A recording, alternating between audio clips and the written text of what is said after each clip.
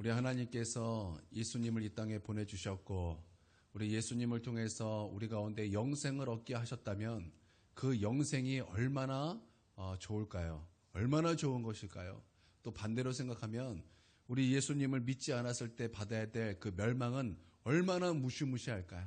얼마나 무서운 것일까 생각하건대 우리는 예수님을 영접하여 하나님께서 주시는 그 영생 가운데 들어가는 은혜가 있게 되기를 주님의 이름으로 축원드립니다.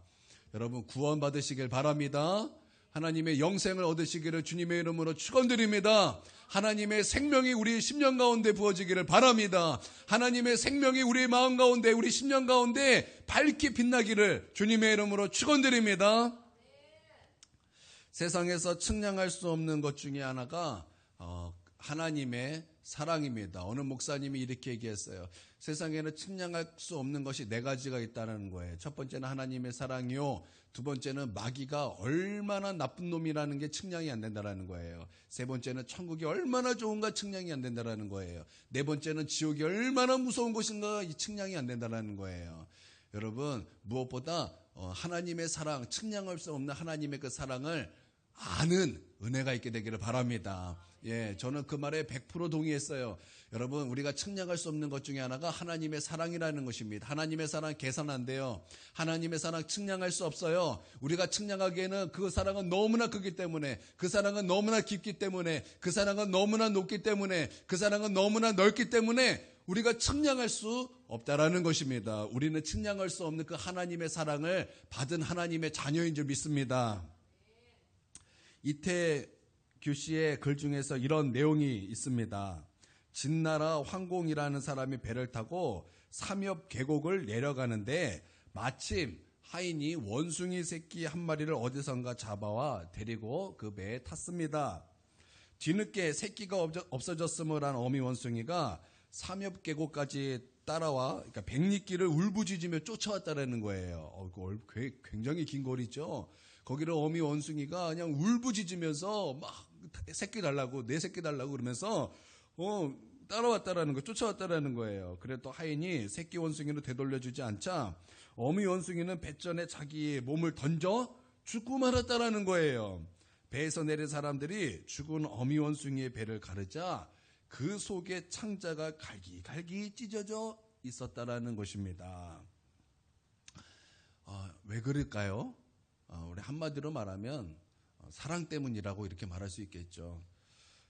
짐승의 새끼 사랑은 본능입니다. 그 본능에 의하여 그 원숭이 새끼를 사랑했지만 그 사랑이 얼마나 큰지 그 아기를 그 새끼를 보호하기 위하여 그 창자가 찢어질 만큼 그렇게 새끼를 애타게 부르짖었다라는 거예요. 내 새끼 달라고, 내 새끼 달라고. 여러분 그게 사랑 아니라고 말할 수 있겠습니까? 짐승의 사랑도 정말 사람의 마음을 울리는 그런 사랑이라는 것입니다. 여러분 짐승도 이런 사랑이 있는데 하물며 여러분 우리 사람이 그 자녀를 사랑하는 사랑은 어떻겠습니까? 아르메니아의 대지진이 강타하였을 때였습니다. 무너진 건물 더미 속에서 30세 여인이 3살짜리 아이와 함께 8일 만에 극적으로 구조되었습니다. 성인인 엄마가 8일 동안 있다가 이제 나왔다라는 것은 이해가 됩니다. 그러나 3살짜리가 아무것도 먹지도 못하고 마시지도 못한 그 3살짜리 아이가 8일 만에 극적으로 구조되고 살아서 구조된다는 것은 이해할 수 없는 일이었다라는 것입니다. 그때 한 의사가 이 모든 것을 이제 밝혀 말하기를 이렇게 말을 하는 거예요. 이게 다 조사해서 그 엄마가 그 손가락을 이렇게 물어 뜯어서 그 피를 아이에게 빨게 해줘가지고 이 아이가 8일 동안 살 수 있었다라는 것입니다. 그 극한 상황 속에서 자신의 손가락을 물어 뜯는다는 것은 자기의 생명을 포기하고 이 아이를 살리겠다라는 사랑이 아니고 무엇이겠습니까? 여러분 그렇죠? 만약에 현종이하고 우리 오건사님하고 그런 상황에 딱 마주치게 된다면 우리 오건사님도 그럴 것입니다. 그렇죠? 제가 우리 자녀들하고도 그런 상황이 된다면 그럴 거예요. 근데 누구보다 더 그럴 것은 아마 김용질 권사님일 거예요. 누구보다 우리 동현이랑 그런 상황 오면 안 되죠.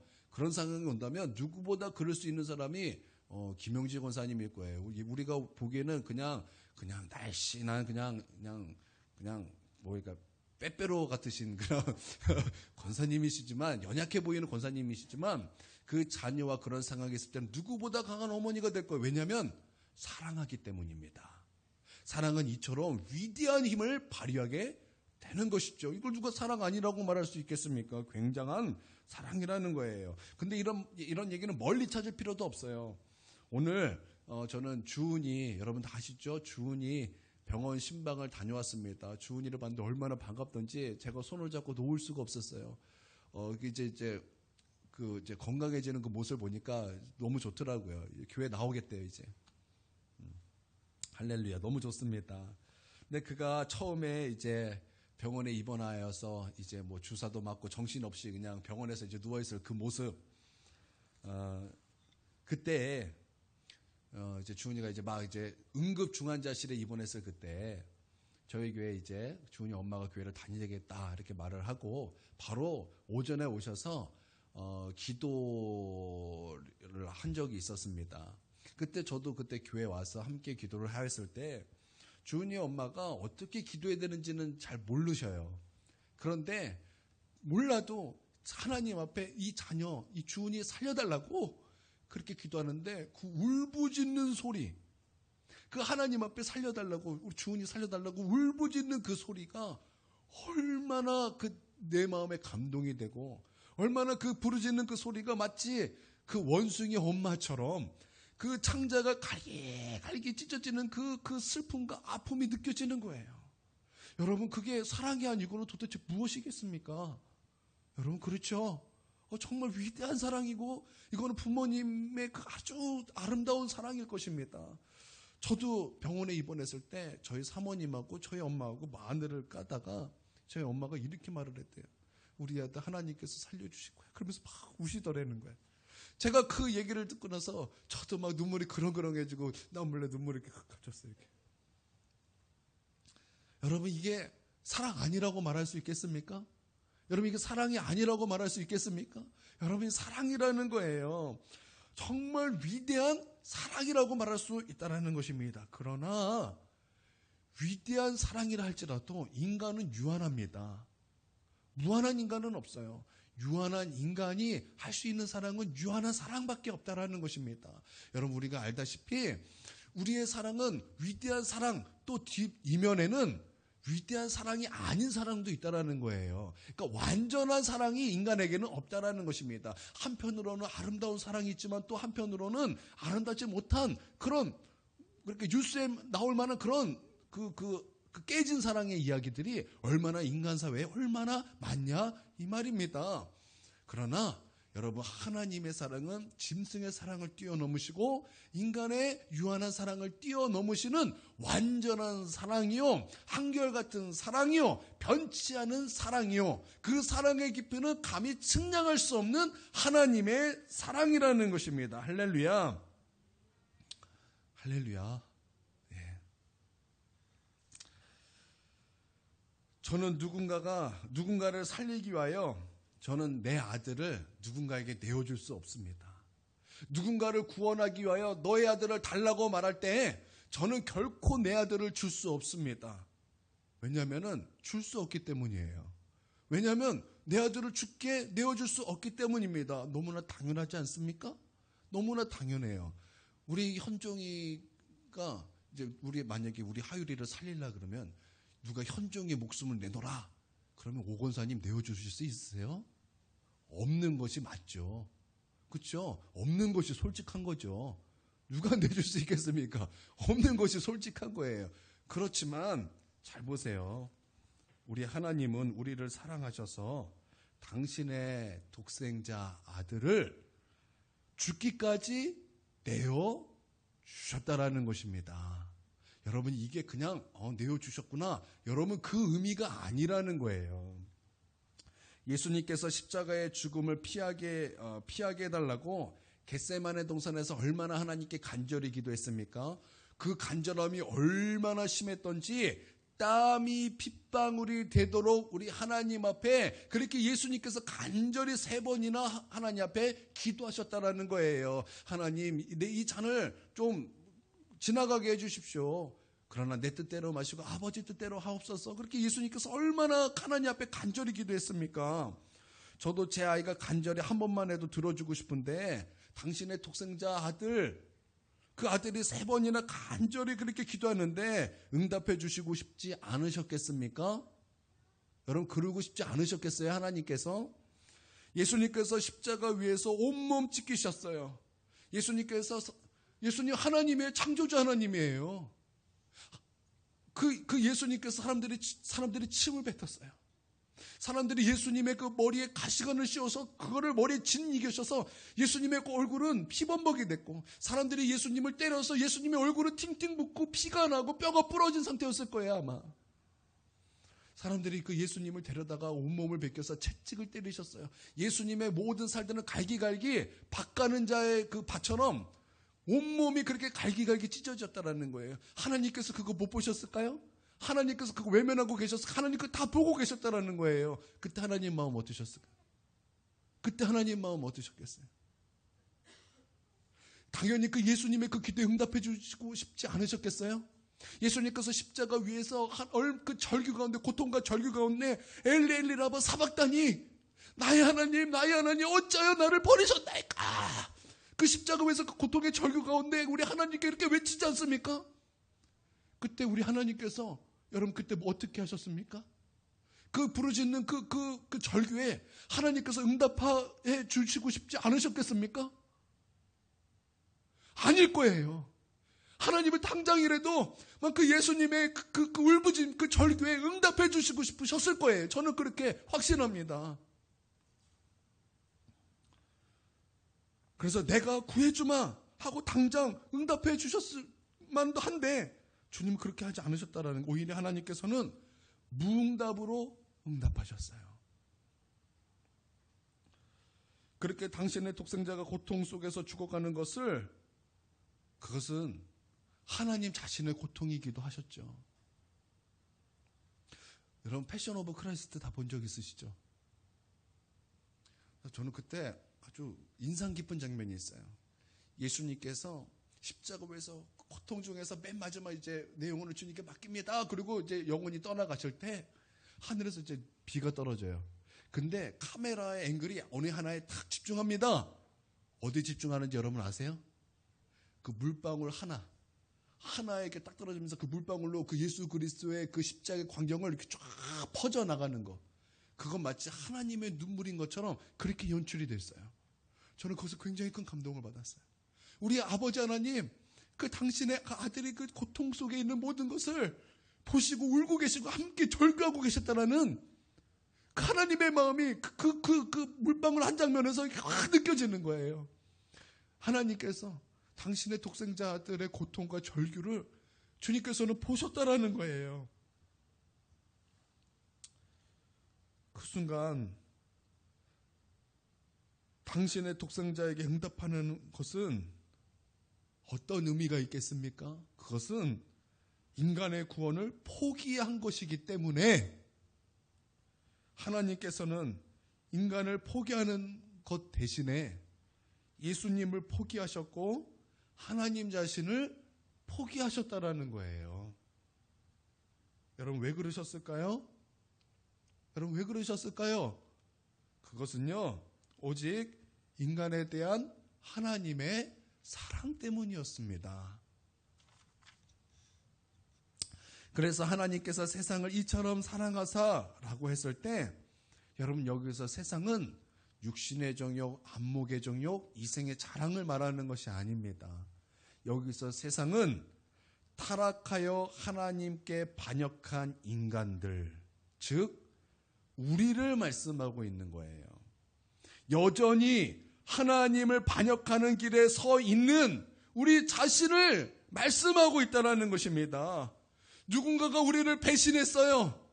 누군가가 우리의 뒤통수를 치는 거예요. 우리는 그거 못 견딥니다. 우리는 그거 못 견뎌요. 그런데 우리 하나님은 한두 번도 아니라 하나님의 그 창조 이후부터 지금까지 하나님을 반역하는 모든 인간들을 사랑하셨다라는 거예요. 반역한 모든 인간들을, 반역한 모든 인류를 우리 하나님께서는 사랑하셨다라는 거예요.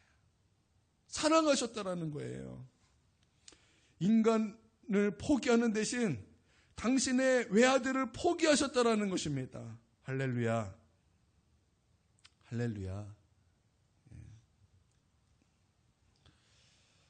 이런 인간을 이렇게 표현했죠. 이처럼 사랑하사. 하나님께서 세상을 이처럼 사랑하사. 그런 인간, 반역한 인간을 사랑하는데 이처럼 사랑하신다는 거예요. 여기서 이처럼이라는 것은 어떤 뜻일까요? 여기서 이처럼이라는 것은 이와 같은 방법으로 사랑했다라는 거예요. 이와 같은 방법으로 사랑했다라는 거예요. 인간을 포기하는 대신 당신의 외아들을 포기하셨다. 이렇게 주님 사랑하셨다라는 거예요. 예수님을 제물로 삼으시고 우리를 살게 하셨다라는 거예요. 이처럼 우리를 사랑하셨다라는 거예요. 당신의 외아들이 우리 대신 지옥의 고통을 당하셨다라는 거예요. 그래서 우리를 살려주셨다라는 거예요. 예수님께서 십자가에 못 박혀 피 흘려 죽으시고 채찍 맞으시고 가시에 면류관을 쓰시고 우리의 옆구리에 창을 찔림을 받으시고 이처럼 그렇게 우리를 사랑하셨다라는 거예요. 두 번째는 이만큼 우리를 사랑하셨다라는 거예요. 예수님이 죽으셔야 하는 만큼 우리를 사랑하셨다라는 거예요. 예수님이 죽으셔야 하는 만큼 그만큼 우리를 사랑하셨다라는 거예요. 그러니까 하나님께서 주신 그 영생은 단순하게 너 구원받아라 말로 하신 것이 아니라 이처럼 사랑하셔서 우리에게 주신 영생이라는 거예요. 다른 방법은 없기 때문에, 우리가 영생 얻을 수 있는 다른 방법은 없기 때문에 이처럼 우리를 사랑하셔서 우리에게 영생을 주셨다라는 것입니다. 할렐루야. 우리가 그 사랑의 깊이를 어떻게 계산할 수 있겠습니까? 그런 사랑의 깊이를 우리가 어떻게 측량할 수 있겠습니까? 여러분, 우리가 교회 나올 때, 여러분, 우리가 그냥 큰은혜 교회 이렇게 와서 올라온 것이 아닙니다. 여러분이 큰은혜 교회에 올라온 것은 그냥 올라온 것이 아니라 우리 하나님의 사랑 안에 우리를 위해서 십자가에 필리신 예수 그리스도 안으로 들어오는 거예요. 그냥 교회 계단을 걸어서 들어온 것이 아니라 그 하나님, 이처럼 사랑하시는 그 하나님의 그 사랑 안으로 들어온 것이고, 우리를 이처럼 사랑하기 위하여 십자가에 죽기까지 순종한 그 예수 그리스도 안으로 들어온 거예요.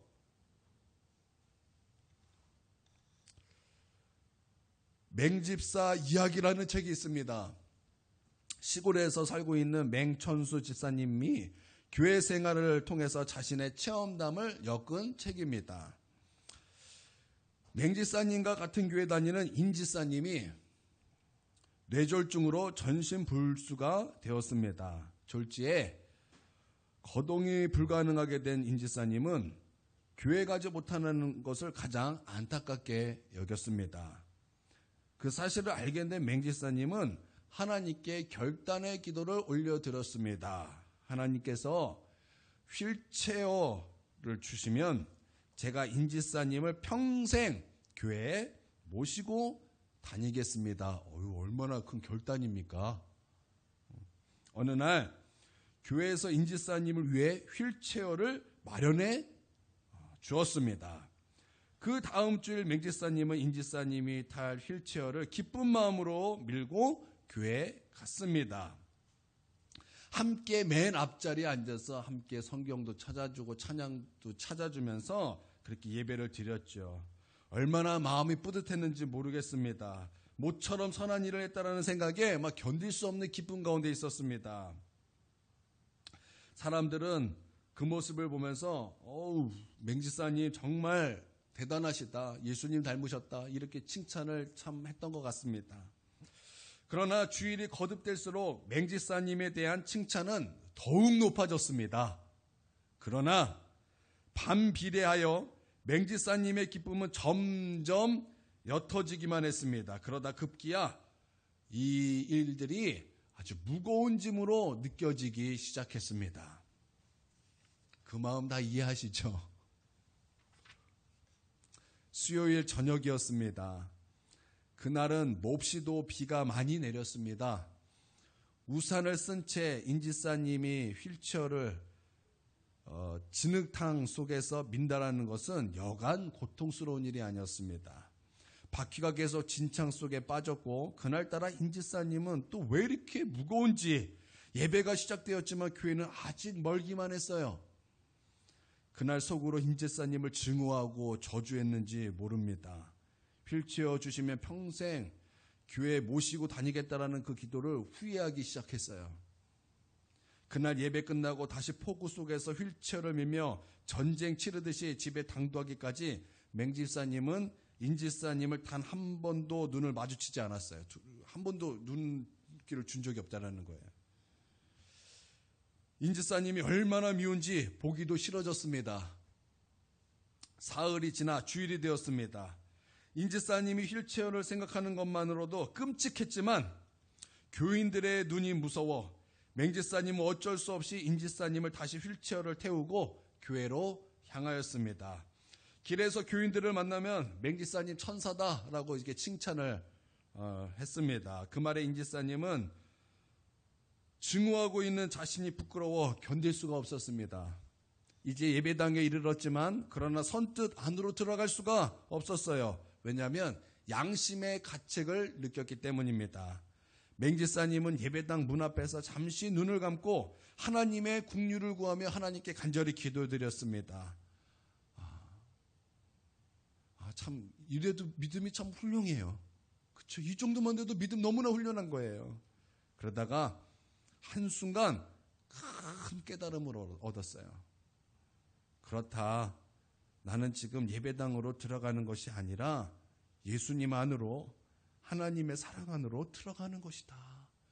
이거를 하나님께서 깨닫게 해주시더라는 거야. 아하, 우리가 단순히 교회에 들어오는 것은 그냥 교회 오는 것이 아니라 우리를 사랑하시는 그 사랑 안으로 들어오는 것이요, 우리를 위하여 하나님의 그 사랑을 나타내기 위하여 죽기까지 순종한, 그래서 십자가에 달려 죽으시고 피 흘리신 그 예수 그리스도 안으로 들어오는 것이다. 할렐루야. 그러니까 여러분, 교회론 다시 생각하세요. 내가 생각했던 그 교회 다시 생각하세요. 여러분, 그 교회를 섬기고 그 교회에 나오는 것, 들어오는 것, 그런 모든 것이 하나님의 사랑 안으로 들어오는 것이요, 그 사랑을 섬기는 것이요, 예수 그리스도를 섬기는 것이요, 예수 그리스도 안으로 들어오는 것이라는 거예요. 할렐루야. 사랑하는 여러분, 우리는 지금 하나님의 사랑에 들어와 있는 줄 믿습니다. 우리는 지금 예수님 안에 들어와 있는 줄 믿습니다. 할렐루야. 오늘 기도할 때, 오늘 그 사랑 안에 들어가십시오. 오늘 기도할 때 예수 그리스도 안에 들어가십시오. 그래서 그 사랑으로 다시 충만해지십시오. 그리고 그 사랑으로 다시 감격을 회복하십시오. 그리고 그 사랑에 다시 한번 열정을 회복하십시오. 그래서 우리 주님의 그 사랑이 다시 새로워지고 그 십자가가 우리 안에서 다시 새로워지기를 주님의 이름으로 축원드립니다. 아멘. 기도하겠습니다.